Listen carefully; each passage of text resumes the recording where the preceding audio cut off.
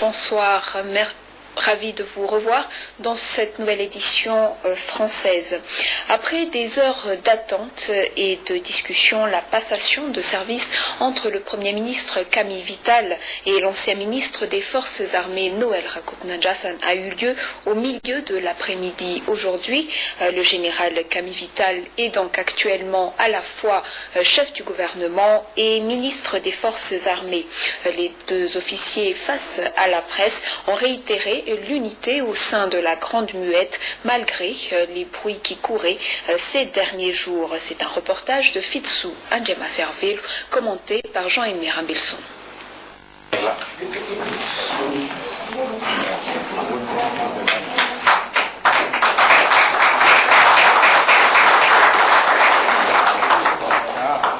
Prévue à 10 heures, la passation a eu finalement à 16 heures au palais d'État de Majoriv, en présence des deux officiers généraux concernés, le ministre des Forces armées entrant, le général de brigade Camille Vital, Premier ministre et chef de gouvernement, et le ministre des Forces armées sortant, le général de brigade Noël Rakut-Najassan.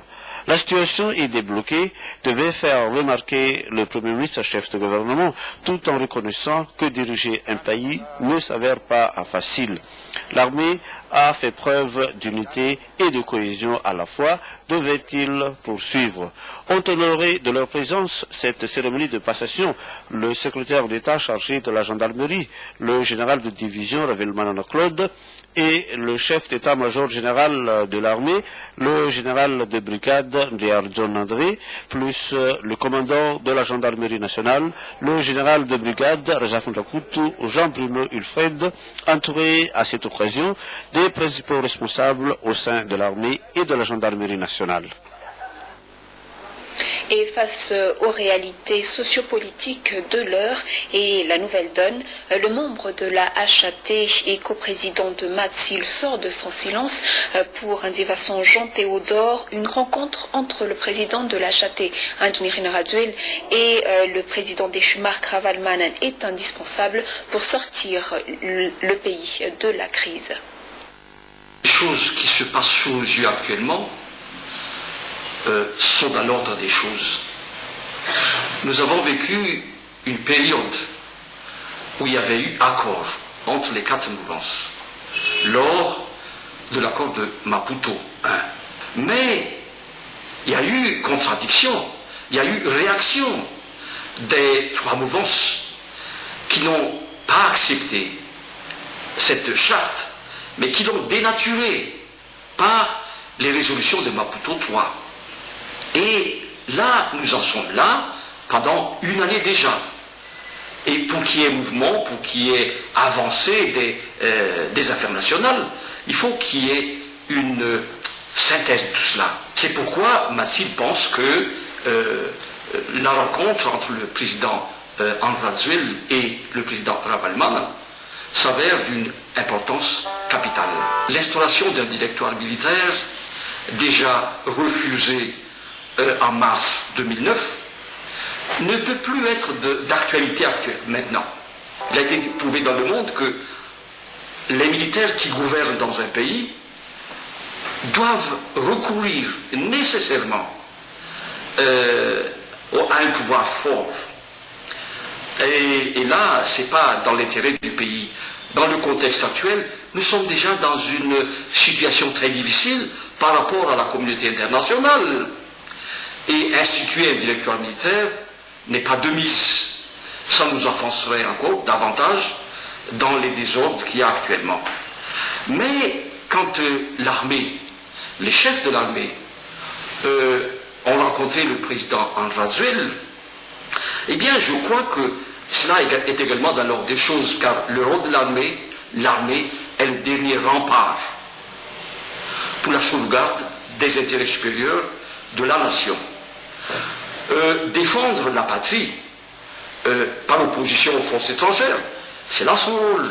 Mais également défendre l'intégrité de la nation, défendre l'ordre dans le pays, cela fait également partie des prérogatives de l'armée.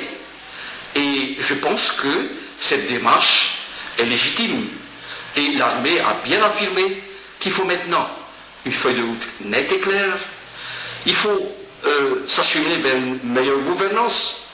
Il faudrait également établir un dialogue pour qu'on puisse mettre en place une démarche consensuelle pour la transition.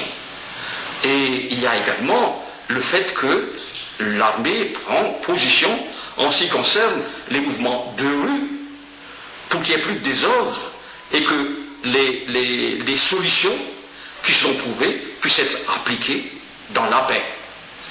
Et je pense que cette rencontre-là, cette position des militaires est légitime.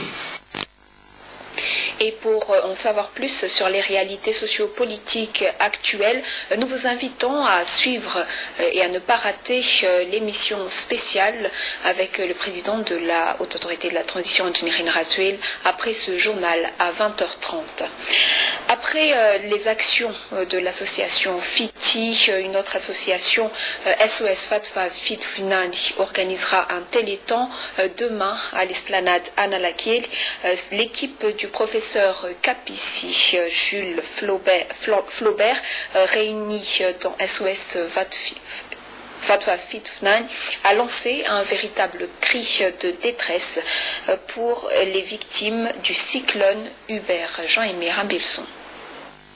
La presse a répondu massivement à l'invitation de SOS Fatwa Fitfunani vu la gravité de la situation sur place, surtout en pleine brousse. Écoutons à ce propos le professeur Capis Jules Flaubert. À tous les Raïmanais cadres issus de cette région, pour honorer de leur présence l'ouverture du téléthon organisé par la dite association SOS Fitfunani qui se tiendra sur l'esplanade d'Anna Lakiel jeudi 15 mois d'avril à 10h précises exactement. L'idée politique et immixtion politique est à exclure dans la conception et dans l'organisation des aides à apporter aux victimes du cyclone Hubert dans cette région de Fatwa Fitfunani. Les vraies victimes, en somme, ce ne sont pas ceux qui habitent les villes et qui trouvent toujours quelque chose, des miettes pour se nourrir malgré le cyclone. Mais ce sont ceux qui sont en dehors de ville, dans les brousses, qui n'arrivent à vivre qu'avec, voyez-vous, les produits de leur sueur, c'est-à-dire ce qu'ils ont cultivé. Or, malheureusement, l'arrivée de ce cyclone Hubert a coïncidé avec, l'espoir que les paysans mettaient sur ce qu'ils ont cultivé. Et ceux qu'ils ont cultivés, sur lesquels ils s'attendaient pour vivre pour les prochains mois, ont subi les méfaits de ce cyclone. Et actuellement, il faut le dire, que tout ceci se trouve à l'état de pourriture et inexploitable pour les humains. Ce téléthon durera 4 jours en Antananarivo. Le SOS Fatwa Fitfunani mise beaucoup sur la contribution de tous. À l'étranger, la province de Chinchai, dans la région du Tibet, est un champ de ruines. Elle vient d'être frappée par un séisme de magnitude 6,9 sur l'échelle de Richter. Bilan provisoire, 400 morts et 10 000 blessés. Maisons effondrées, bordées et dévastées. Partout, cette même scène de désolation. Ces images amateurs témoignent de la violence du séisme qui a frappé mercredi la province du Qinghai, située dans l'ouest de la Chine. Selon des bilans provisoires donnés par les officiels, le choc a fait au moins 400 morts et 10 000 blessés. Dans le district de Yushu, situé près de l'épicentre, la quasi-totalité des bâtiments a été détruite. Les secours craignent de nouvelles répliques dans les prochains jours. La secousse principale a enregistré une magnitude de 7,1 et la plus forte réplique a atteint les 6,3 sur l'échelle